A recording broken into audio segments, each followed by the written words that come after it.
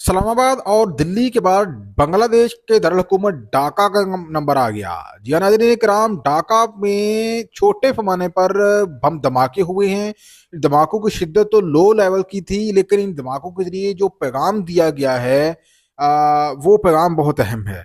पहले तो आपको ये बताऊं कि ये धमाके जो है नाज़रीन किराम होने के बाद बांग्लादेश में सिक्योरिटी जो है उसको टाइट कर दिया गया है।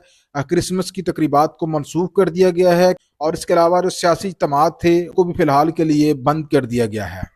और इन धमाकों में जो मेन टारगेट था वो यूनस सरकार को खबरदार करना था कि आप पाकिस्तान के साथ कुर्बतें ना बढ़ाएं, क्योंकि इन धमाकों में नाज़रीन इकराम यूनस सरकार का जो ढाका में मौजूद बैंक है, जिसका हेडक्वार्टर है ग्रामीण बैंक, उसके बाहर जो है बम धमाके किए गए। अगर के ये लो लेवल के धमाके थे, क्योंकि मैंने आपको बताया कि इसका एक बहुत बड़ा पैगाम था, बहुत बड़ी जो वो धमकी दी गई है इन धमाकों से, और उनको बताया गया है कि आप जो है भारत के हाथ में ही रहें, बांग्लादेश को भारत की कॉलोनी से बाहर ना निकलने दें। तो बांग्लादेश के इस वक्त चीफ एडवाइजर हैं मोहम्मद यूनुस, ना सिर्फ उनको धमकाया गया है बल्कि नेशनल सिटीजन पार्टी बनी है, बांग्लादेश की यूथ की जानब से बनाई गई है, जो हसीना वाजिद को उतारने के बाद जो बांग्लादेश में एक इनकलाब बर्पा हुआ और उसके बाद वहाँ के यूथ ने एक पार्टी बनाई थी नेशनल सिटीजन पार्टी, उसके दफातर को भी निशाना बनाया गया है।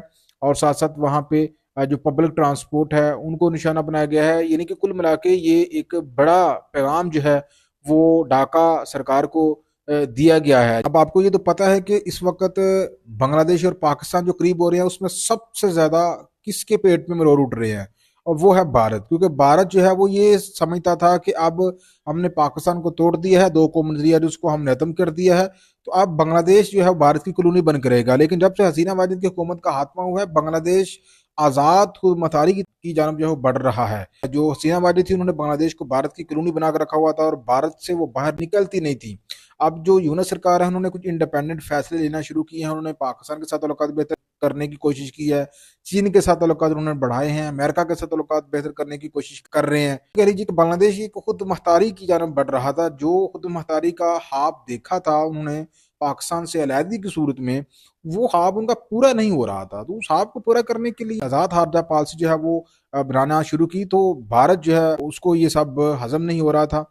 और आपको ये भी पता है कि पाकिस्तान के जो high level top military delegation है उनका बांग्लादेश का विजिट, और बांग्लादेश की मिलिट्री डेलीगेशन का पाकिस्तान का विजिट, और हालिया दिनों में पाकिस्तान नेवी शिप का जो बहरी जहाज है वो बांग्लादेश के पानी में पहुंचा, और पाकिस्तान नेवी के जो चीफ हैं वो ढाका में इस वक्त मौजूद हैं, और वहाँ पे एक्सरसाइज होंगी दोनों ममालिक के दरमियान, और जिस तरह से इनका इस्तकबाल किया गया पाकिस्तान के नेवी शिप का, तो ये सारा भारत की ये बुनियादें हिला रहा है। देखिए ये अहम चीज है कि एक ही दिन जब इस्लामाबाद में धमाका हुआ उसी दिन ढाका में भी धमाके हुए, तो ये एक बड़ा मैसेज है दिया जा रहा है दोनों ममालिक का जो मुश्तरका दुश्मन है भारत, उसकी जानब से। यहाँ पे रीजनल पॉलिटिक्स जो है वो चेंज हो रही है। पाकिस्तान के ज़ेर असर है अफगानिस्तान, वो भारत की जो है वो जोली में जाके बैठा हुआ है इस वक्त।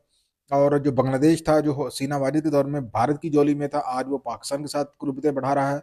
तो ये एक नया चेंज आ रहा है। तो पहले भारत पाकिस्तान के सरहद को जो है अपने लिए खतरा समझता था, लेकिन अब मैं आपको बताऊं कि बांग्लादेश की सरहद के साथ भी उसने बड़े पैमाने पर फौजी ग्रीजन जो है वो बिल्ड करने का फैसला किया है। यही वजह है कि उन्होंने पाकिस्तान की सरहद के साथ तो बड़े पैमाने पर फौजी मशकें शुरू कर रखी हैं, बल्कि अब वो बांग्लादेश की सरहद के साथ भी फौजी मशकें जो है वो शुरू करने के लिए उन्होंने नोटम पे नोटम जारी कर रहे हैं। बे ऑफ बंगाल में उन्होंने मशकें शुरू करने का नोटम जारी किया।